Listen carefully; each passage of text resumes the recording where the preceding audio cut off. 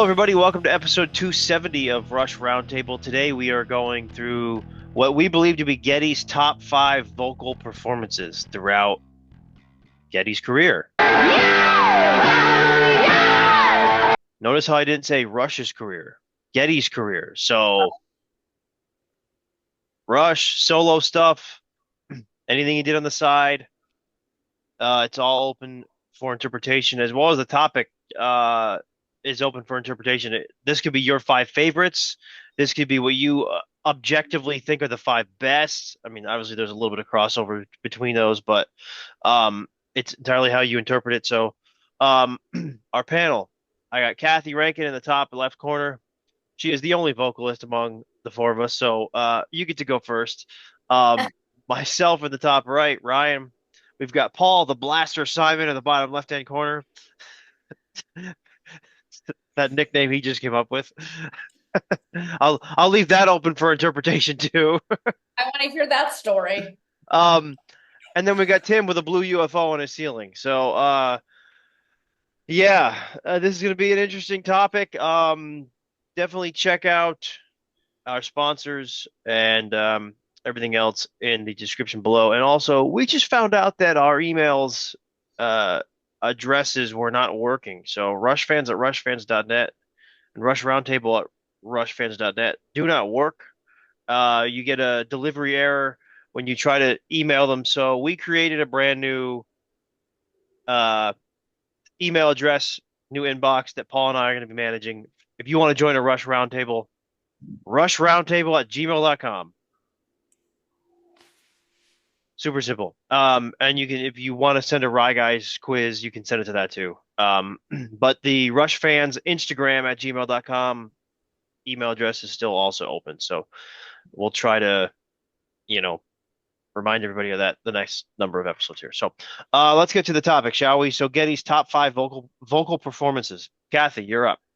Okay, the pressure. Well, it's 2 of my favorite things in the world, so I was really excited about this episode because Geddy and vocals are my favorite thing. And that was what attracted me actually to Rush first was Geddy's vocals. So I don't know that these are in order of favorite songs. I kind of was approaching it as a singer myself, what really stands out to me. Because there's some very unique things that Geddy does. So my first one is Temples of Syrinx. And with Discovery, and the reason being for that is I just think what he does is so brilliant because when he does that song and people are used to just being wowed by his high range and the power of his voice in that one and kind of the little rasp he has in there. But what I found so fascinating and why I picked that particular song and how it goes into Discovery is because Geddy does something really cool. And he sings from the perspective of the priests to begin with, and then when it moves into Discovery, he completely changes his vocal sound and approach, and he's doing the perspective of the other character. So he's really singing characters. And I just always grabbed me about that song. And I just loved it. I just think that shows Geddy on a vocal level. There's so much more that goes into it than just, people tend to think of tone and range. But there's just so many other things that go into a great vocal performance. So that was why I picked that one. Number 2 for me was Distant Early Warning. And I think kind of the reason I picked this song is because Hold Your Fire was my first tour I saw. And they played Distant Early Warning on that set list. And of course, I had gone for, I wanted to hear all their stuff at that time that they had. But that song stood out to me. There's something about that song that just grabbed me emotionally. And it's the power. He's just got a real intensity to his vocals. And when he sings Absalom at the end, and there was so much about that performance I loved because it's a really interesting topic because it kind of starts about being about one thing and then it morphs into the whole. If you read about the Absalom, it's a father lamenting his son and the love he has for him. So I just thought Geddy did a brilliant job of taking some kind of different lyrics and really putting a lot of emotion to it. So that was that. Uh, Number three is Tears, again from 2112. And that's just a personal favorite song. It's one of the few that Geddy wrote. So to hear him sing something that he wrote the lyrics himself, I think you can just hear that in his performance. He's super connected to the emotion of the song. It's also one of the few times you ever hear Geddy really singing, just pure, simple. You're used to his, again, his power, his intensity, all the typical things you think of with Rush. And that one was just such a departure. And I thought he did a really beautiful job on that song. Because one of the things he does in that song that you don't hear him do a lot, because Neil writes so many lyrics there's a lot of words in Neil's songs usually. And Geddy has to get a lot of stuff out with different phrasing. And in Tears, he's really giving space for the vocal performance and he's holding notes longer than you typically are used to him doing. So I love that performance. Number four is Fly By Night. And I picked this one because this is about range. I mean, it's an incredibly hard vocal. He makes it sound easy, but I mean, that was early on in his career, so he was hitting really high notes. And I just recently jumped up and did this with a Rush tribute band here in Arizona, and I had never performed it before, and it is very challenging. And I read somewhere that Geddy said, because they never performed that song live, and that's one of my favorite songs. They did perform it live, but not after 1978. And so I was kind of Googling why that is. And apparently he said that the song just scared him. It was so high even for him. So I thought that was funny. And it's just still one of my favorite songs. And it's pretty epic in his vocal range there. Um, Number five was funny because it's not necessarily one of my favorite Rush songs, but Roll the Bones, because it's so different. And I think this speaks to the creativity and the ownership that Geddy takes of his vocals. When you've built your career how they had built their career, and then you come out with something like Roll the Bones, and it's got a rap part in it, and it's just such a completely different song for them.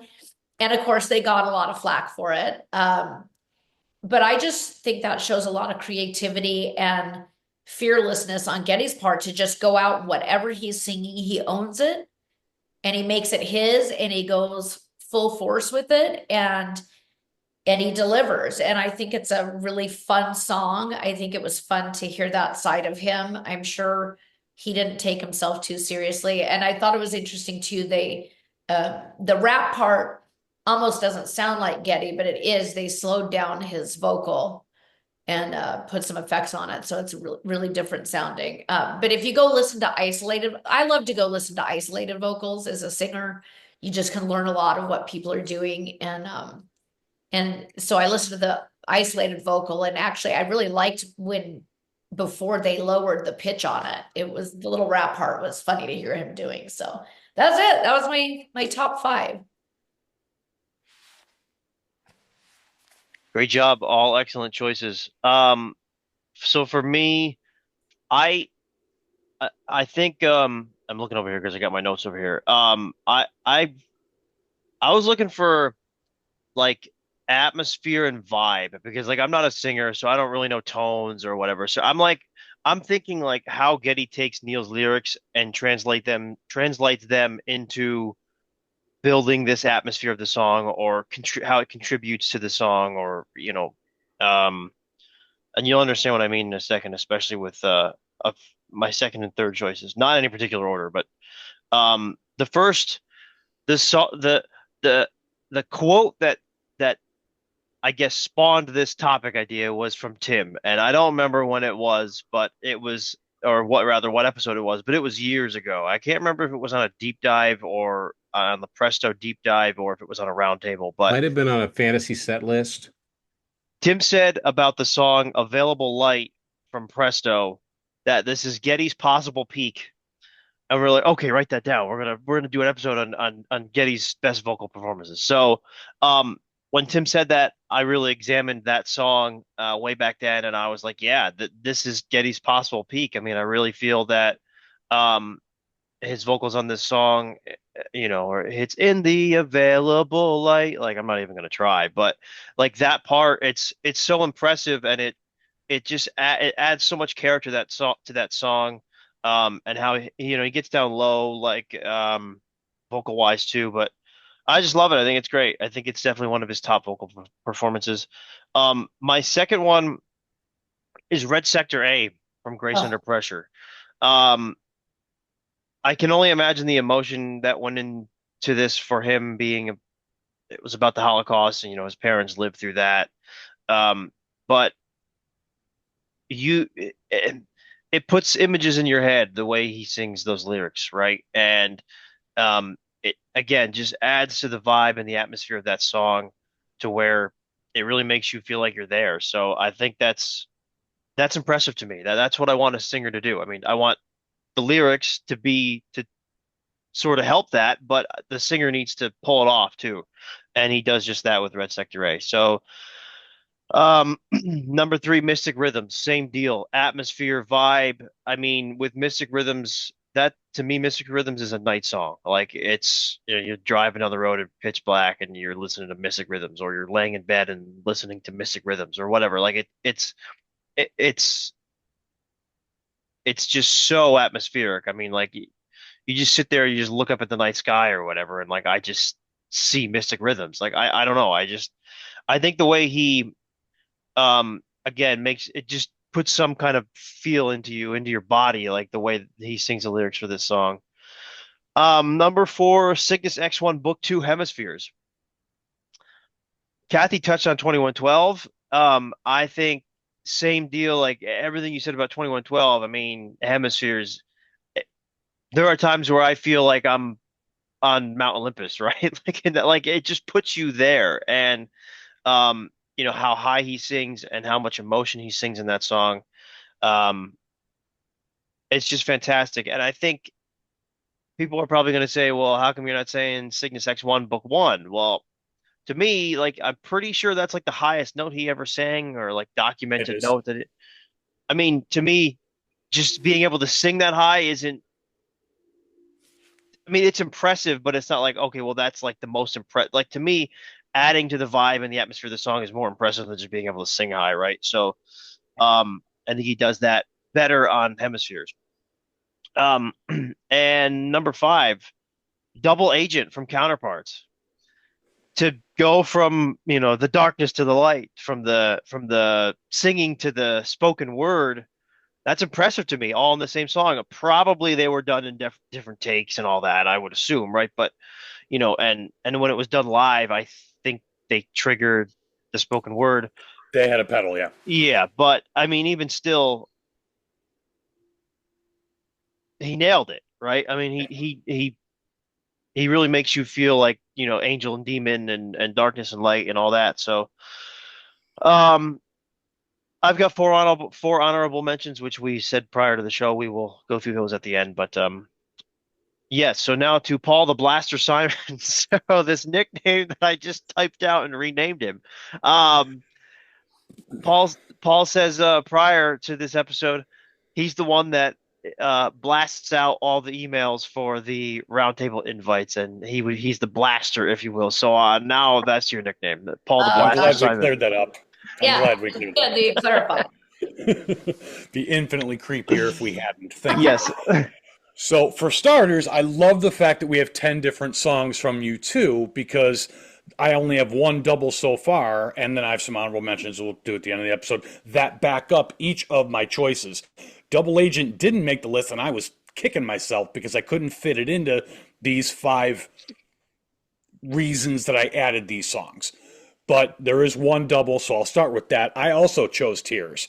Um, I don't think I did a complete sentence on any of these. I kept like typing notes out, like, and this and that and that, and there's another reason. So for Tears, great texturized emotion, sometimes subdued, but lets it rip in all the right spots, transitions those soft notes beautifully. So I agree completely with what Kathy said. She was more articulate than I was, but yeah, that is one of my favorite performances. Um, my number four, and again, mine in keeping with what we're saying, I'm not saying best by any stretch. The next one that came to mind for me was Red Barchetta. Nails the thrill, hesitation, and then release in the story. Beautifully clean notes. Holds the melodic feeling of the song's instrumentation really well. It flows vocal wise from start to finish, so that goes as much to the writing of the vocal line as it does to the performance, and that is going to be a theme for all mine. Is the vocal line so beautifully matches the music that was written along with trying to get out all Neil's words. So great point there. Next one was Marathon. Excellent dynamics, conveys the feel and the theme. Amazing high notes, the timing and execution of them. Both vocal lines written and, well, both because I had my comparable song I'll get to later. Um, Vocal lines are written in the performance perfectly encapsulates the song for me. In other words, I think that was the best vocal line for that song. It can't be improved upon for that song, in my opinion. It matched it perfectly, and it was the first Rush song I got into. Show of Hands was my first exposure to Rush, and I was hooked. It was his vocals that did it, and then everything else came from there. My number two, I went with Nobody's Hero. Again, with the great dynamics, mixes so well with the emotional lyrics, imploring storytelling, sweeping dynamics, killer crescendo, and ending. I just think it was so well done. It gets, again, going back a little bit to what Kathy said, as far as the emotion and what Ryan said with the vibe, that was sung exactly the way that song needed it to be sung. And I was lucky enough to see it live. It blew my mind. I still remember it. And my number one, no shock, Available Light. The transition between the notes is seamless. They're sharp. They're poignant. Perfect harmony vocals. My favorite high notes in his catalog. Rupert Hine was credited via interviews with getting Geddy to expand his dynamic range. I think this is the absolute best example of that. There are other songs that also, again, my honorable mention is going to cover that too, but just expanding his dynamic range, both in quiet to loud and in those soaring vocals, this just nails it. So those are my five, not using as proof or honorable mention. Yep. Awesome. Fantastic choices. Tim and his blue UFO above him. What do you got? So I've got three that haven't been mentioned so far. First one is the same. Kathy mentioned the Temples of Syrinx. And the reason why I picked this one, I mean, obviously I've loved the song for years, but what really drove this home for me, I didn't see Rush in concert. I saw them once in 2004, but, back in the day, on the 2112 tour, Geddy was singing in the range that he was singing on the album. Um, but you look at the Show of Hands home video, the way he sings, we've taken care of everything. He's I don't want to say he's dodging notes, but he's singing it differently to save his voice. Um, so I'd never actually seen it performed live the way it was recorded until I saw a group called Classic Albums Live that goes across North America, and they do just what it says. They'll do a classic album in its entirety. They take a break, then they do another set of songs by whoever the group is.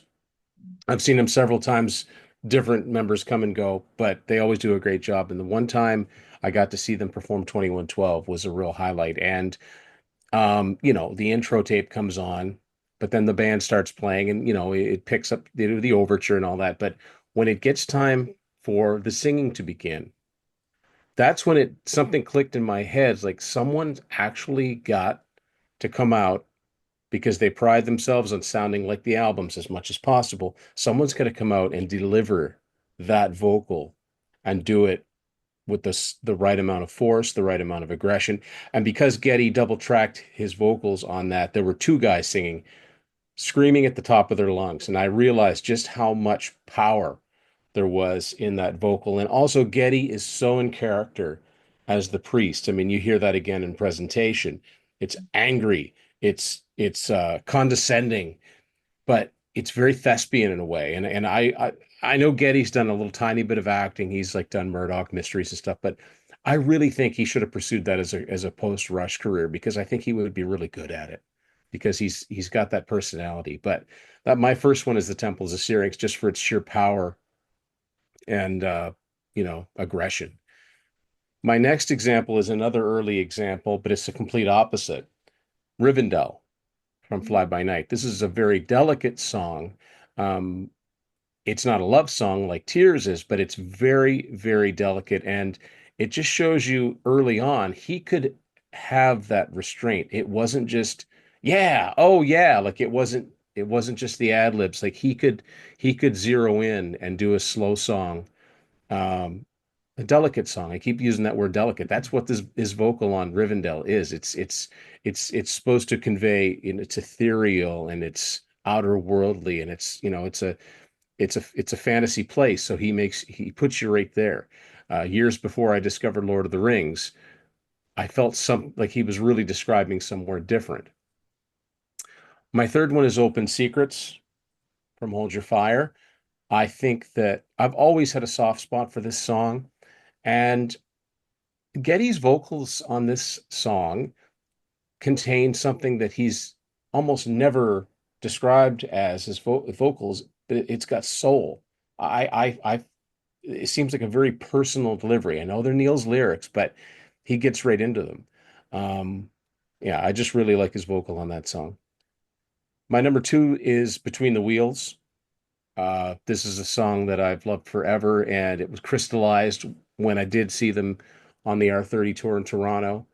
And I think Geddy sings, I mean, like Red Sector A, he sings with a lot of passion on this song. Um, and it's believable. But my favorite is always the last time that it comes around when he says down to brother, can you spare? Like I'm not going to try and sing it, but the last time he does it, it chills. And yeah, my number one is Available Light. I mean, that song is a masterpiece of melody. I mean, the the bridge, "Oh, the wind can carry." That's a chorus. That would be a perfectly good chorus in another song. It's only the bridge. It only gets better. And I don't know. I know that Getty's highest singing, they always say, is on side one of Hemispheres, but the in the Available Light, that's got to be up there with the highest notes he's hit. And how he goes, like if you were to monitor it, that note is like way up compared to the rest of them, and he comes back down off of it effortlessly. There's no like it's he just in the Available Light. But his performance in the verses is great too. Like a Trick of Light, Moving Picture. It's almost conversational. It's almost half sung, half spoken. But then he can go into the full on melody. I love that song. And it's a good. It serves as a great closer to the way it fades out and the vocal lines are overlapping with each other. There was no question that was going to be my number one, and I still think. I mean, he had a lot of great vocal performances after Presto, of course, but I don't think he's ever, as a vocal performance, not maybe as a song, I don't think he's ever bettered that. Those are my five. I'm glad you explained it because I didn't do that good of a job of explaining it. So honorable mentions. Of course, we kept this to five for the sake of this, but I guess without explanation, you want to just rattle off, some choices that we had that we considered. Whoever wants to go first. I'm going to go with The Pass. I mean, that's a beautifully That's one written of mine. song. It's poignant, and Getty captures the lyric Yeah. perfectly in that. And I mean, it might be kind of cheating, but I'd also go with just about anything off Power Windows or Hold Your Fire. I mean, I think his singing on those albums was, and I don't know if that was, I think it might have been Peter Collins, because Peter Collins had a reputation for being kind of a cocky little guy, but he said to Geddy, I can make your vocals sound 110% better than they've ever sounded. So I think that, you listen to stuff like Middletown Dreams and definitely Mystic Rhythms and Marathon. There's all kinds of examples of that. So yeah, I'd say the pass, and really anything from Hold Your Fire or Power Windows. Yeah. The For my garden was okay. one considering, just because I felt like, God, that song just makes me cry every time. And I know part of it is because of the, Neil's writing and what he's writing about, but Getty just does such a great delivery on that, and really emotional. And I think the whole thing was a bit of a masterpiece for them at they say that they felt that was the culmination of all their work together in that album, and that they felt it was their best work. But I just love how he sings on that song. I'll never 100%. argue that one. I'll go, Paul, I guess. Someone said Red Barchetta already. I think it was Paul. That was I had Blaster. that. Blaster. I had that on there as on mine as well. I also had Limelight. Um, just because of the feelings Neil had, Geddy had to portray that. Yeah. Um, I had Totem. Um, Celestial mechanics to synchronize my stars, seasonal migrations, daily variations, world of the unlikely and bizarre. I mean, good luck trying to sing that live if you ever tried to pull that up, right? I mean, ultimate like tongue twister in a way, I guess. And I just thought of Anagram too, kind of for the same reasons. That's impressive. Um, but the other one I had on here was Take Off. I Um, wondered if someone was going to say that. yeah, Decent singing, eh? yeah, I had Take Off because I've always thought that I wish that Getty like there was more to it. Like I just wish there was more to that because all you get is, take off to the great white north. There's only like, a verse or two in that song, right? Or a chorus or whatever. There's not much to it. It's all just, them just shooting the shit and just Yeah. talking for the most part. So I love that. I really wish there was more to it. Um, that's all I have, but something came to mind a second ago and I forgot it. So if I think of it, well, Paul goes. Go ahead. All right. Oh, note to the editor, Oh, by the way. actually, I know what I was What? going to say. Tai Shan. Because for the same reason that I said Limelight, Neil's experiences, Getty had to portray it. I know everybody, it's Tai Shan, right? But look, I mean, he did a good job with it, right? I mean, he again, I guess it goes back to my reasonings for my five. He puts you there, right? Like he puts you in Neil's shoes with his vocals, and Yeah. I think it's well done. You made a great point, Ryan, with saying how he makes you picture it. That's really one of the hardest things as a singer, especially if you're singing somebody else's lyrics. Neil paints the picture with his words, but Geddy has to bring it alive and connect it Yeah, to the audience and to himself. And I can't say enough about him. He's so brilliant as a singer. And I think people just get caught up in like the tone of his voice and the range. And there's just so many things that go into his singing that is so impressive, because when you talk about the phrasing, I think Paul, you mentioned kind of how, the words and stuff that Neil writes.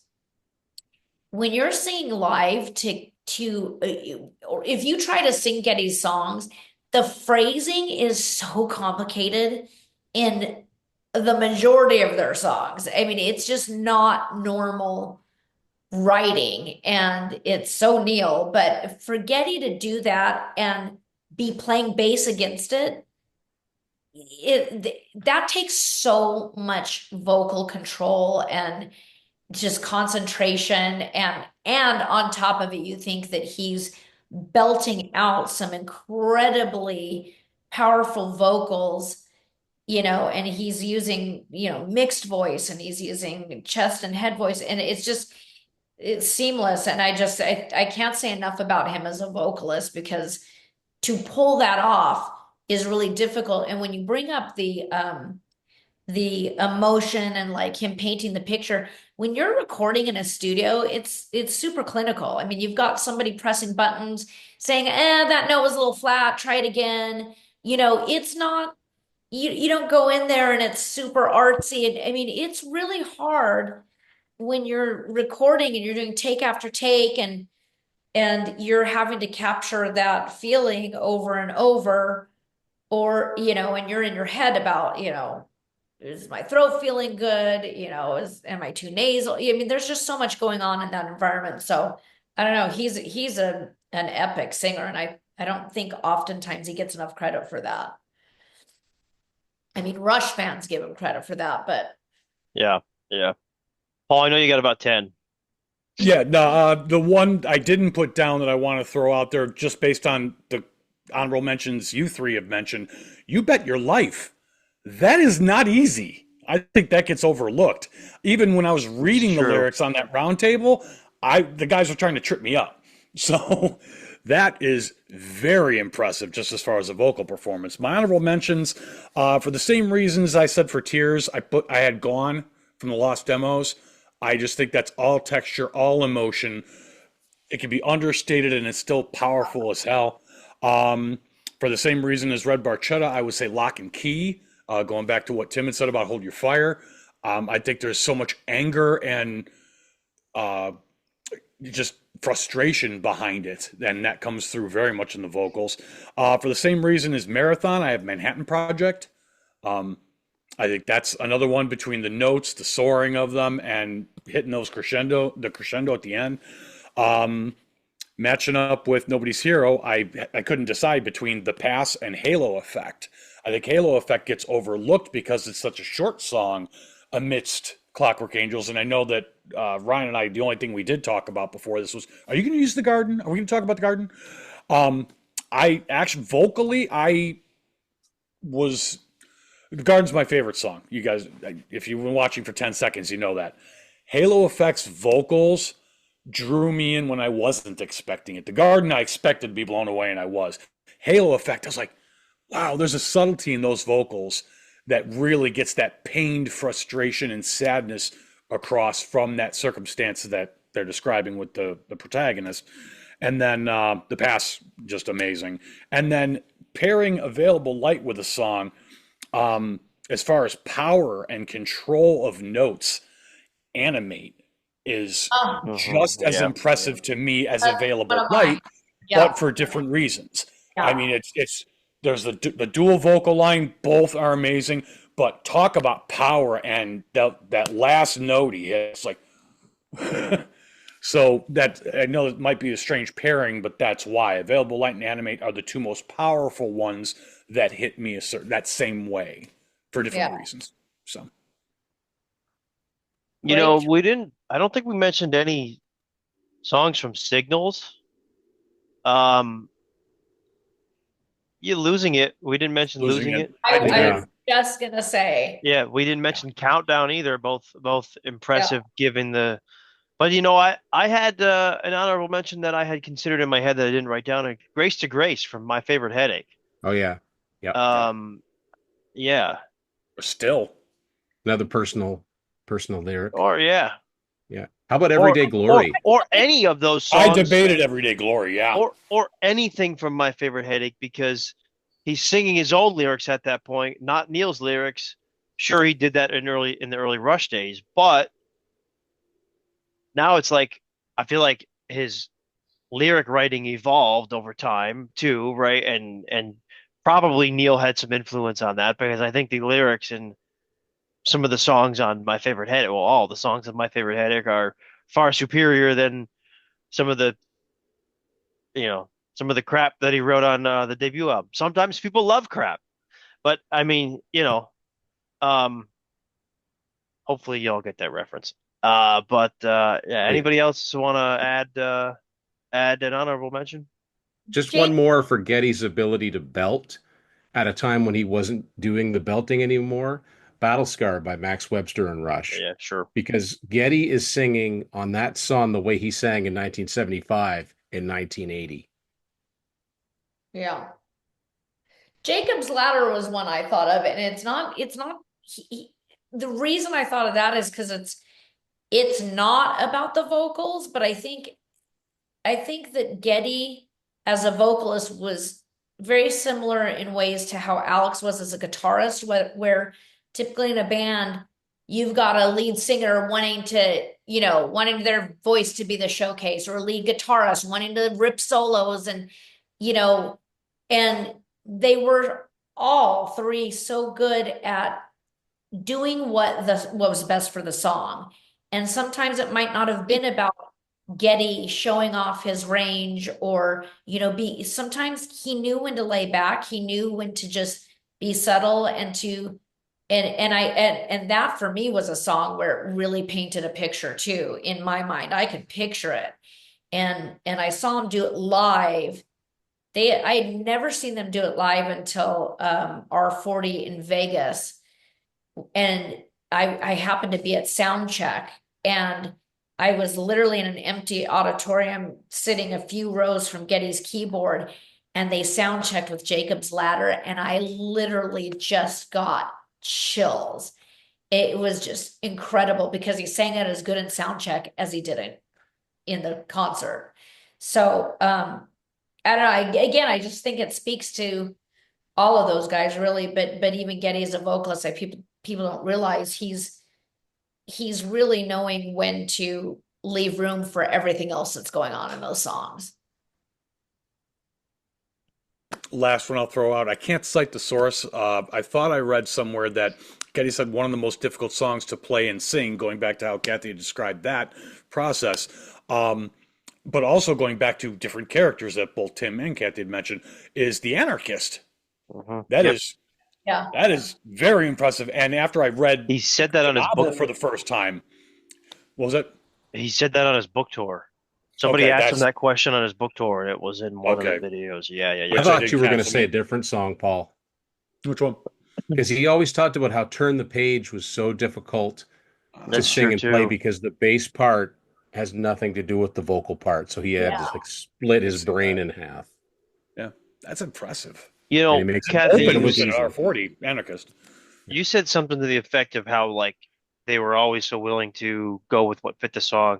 I was watching an interview that he had with God, I think the guy's name was Dan Rather from Yeah. Yeah, Yeah. I was watching that last night, and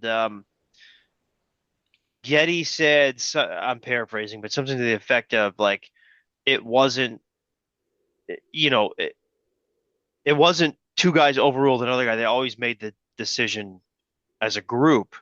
And then I opened, I found my copy of Limelight by Martin Popoff, and in a nightstand or whatever last night after I had watched the interview, and I opened it up to just the Power Windows part, and I'm just reading a paragraph. You're just standing there, and it says the complete opposite of what Kenny said in the interview. That if two guys wanted it one way, that was what was going to happen. And I'm thinking, I'm like, what a time to read this after listening to this or watching it on this interview. So which is Revisionism. it? Yeah, That's fun. which is it? But I do think as a fan and from listening to it myself, what Kathy says stands true, like which in theory would be what Getty said stands true, not what Martin Popoff wrote, but I guess. Sorry, Martin. But no, I mean like in terms of there are no I think it selfishness, evolved over right? time. I think because they started listening to, and even based on what I, Well, because that's fair too. in Yeah. in yeah. Driven, in Martin's book Driven, one of the interviews that he cites mentions how they started listening more to Alex's opinion from Yeah. Presto forward. So Hmm. I think both were That's true, funny. just at different parts of the timeline. Yeah. So That's that's a good point. That's a good point. But to All right. be together as long as they were, it really did have to be, because that's just so rare for a band to be together that long and not have some sort of falling out, or they really did put what was best for the song and the music first. Yeah, And I think just the fact that they stayed together that long shows that. But 100%. All right. Well, if you're a viewer watching this, let us know in the comments your top five Getty vocal performances and why, and how you're, or I guess Is it your What your five logic favorites? Yeah, exactly. What your logic is, your interpretation of the topic. Is it your top five? Is it what you think are the best? Whatever. Let us know that too. Um, so this was yet another R50 or Rush 50 themed episode that we did. We're in kind of R50 mode for I think 1 or 2 more weeks, 1 or 2 more episodes, but two more episodes. Two Yep, more. yep. 2 more episodes upcoming in the next 2 weeks, and but yeah, and then eventually we're back at Snakes and Arrows. We'll get there. R50 is just obviously really important, so I have to sneak this in. But yeah, Kathy, Blaster, and Tim, I can't say that with a straight face. Thanks for hopping on. And Thanks we'll for having me. see you guys next time on Rush Roundtable. Awesome. That was fun.